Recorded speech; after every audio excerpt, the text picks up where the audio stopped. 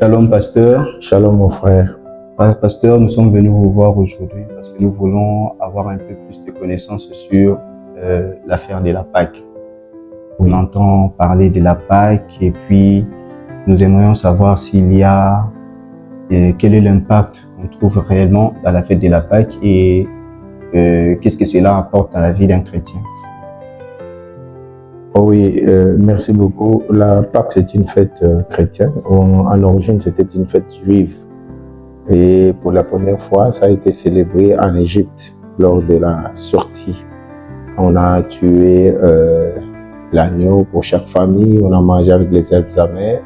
Et il fallait manger ça à la hâte avant la sortie. Et Dieu avait demandé qu'on puisse perpétuer cette tradition-là, qu'on puisse agir toutes les jours de leur vie ici sur terre pour célébrer la Pâque.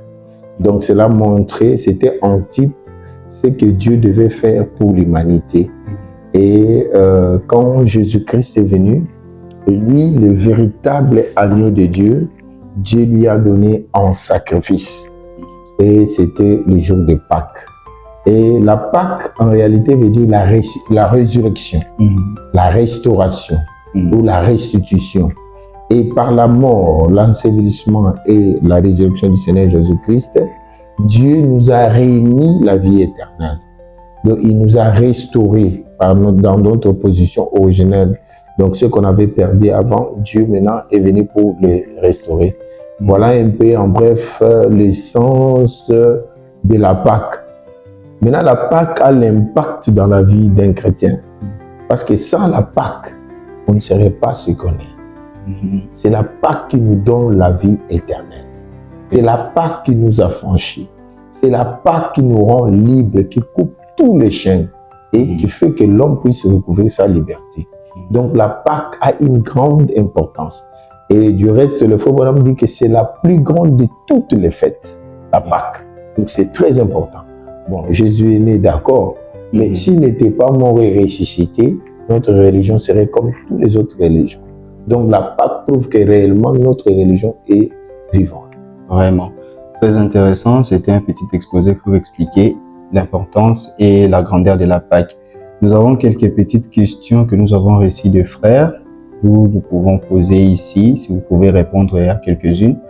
Un frère demande quelle est la signification biblique de la Pâque pour les chrétiens d'aujourd'hui. Oui, c'est un peu comme ce que j'ai répondu. Oui. Aujourd'hui, la Pâque, c'est pour nous, c'est la liberté. C'est la vie restaurée. C'est l'affranchissement du loi du péché et recevoir la vie de Christ qui est le baptême du Saint-Esprit pour une vie éternelle.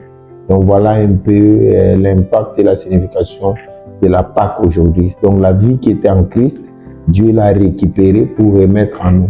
Et la preuve en est que par la Pâque, Dieu a coupé son Fils ou il l'a divisé en deux. Il garde une partie et il nous donne une autre partie. C'est comme les blanchisseurs chinois en Amérique qui écrivaient quelque chose, quand ils nettoient les habits, ils coupent un morceau, ils te donnent le morceau du papier, toi tu gardes le morceau de papier. Pour prouver que réellement c'est ton habit, quand tu viens, tu lui présentes le morceau et lui va coller ça, si ça s'ajuste, il te donne l'habit. Donc Dieu nous a donné l'esprit de Christ et Dieu garde le corps de Christ.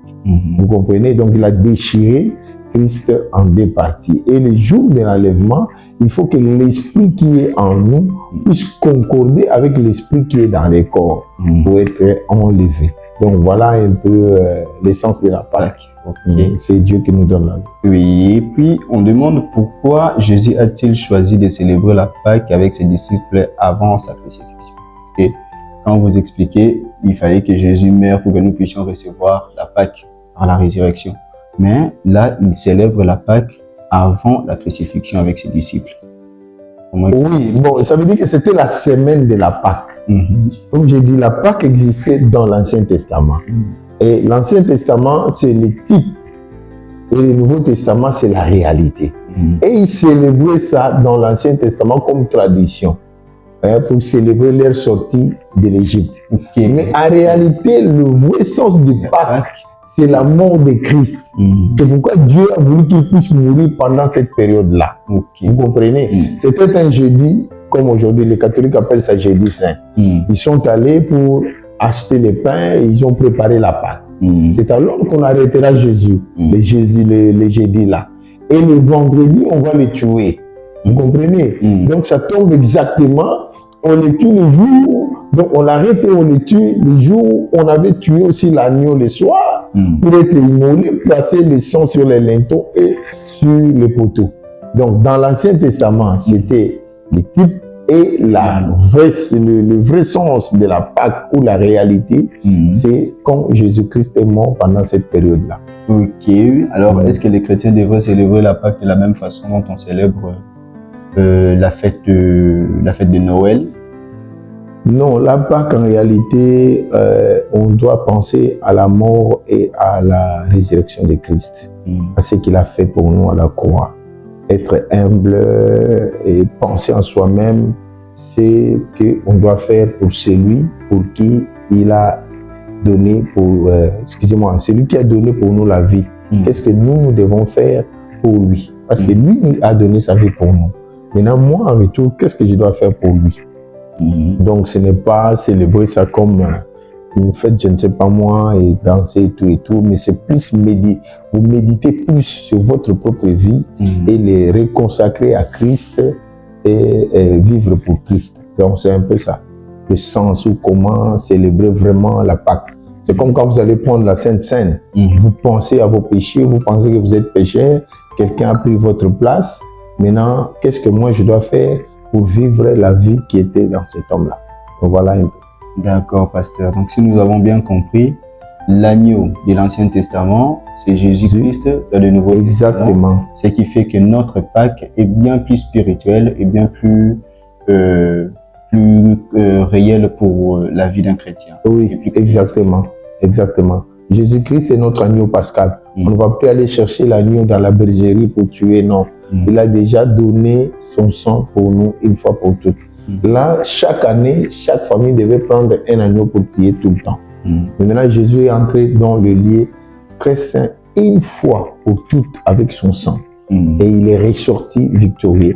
Donc, nous n'avons plus besoin de donner les agneaux. D'ailleurs, le sang des boucs, des taureaux, des agneaux ne pouvait pas enlever les péchés. Ça ne couvrait que les péchés. Mais par là, la vraie Pâque que Jésus a fait, c'est là où nos péchés ont été enlevés et jetés dans la grande mer de l'oubli.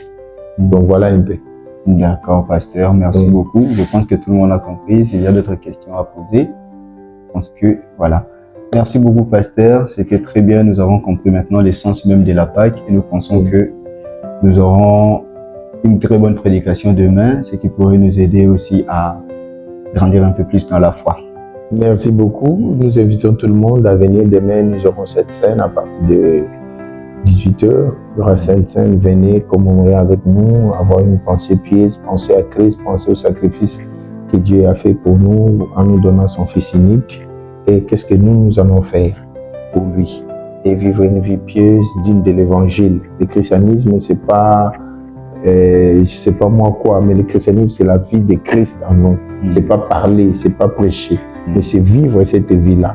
Et si les gens peuvent venir, alors on va célébrer. Et les dimanches, ça sera le jour de la résurrection, comme toujours.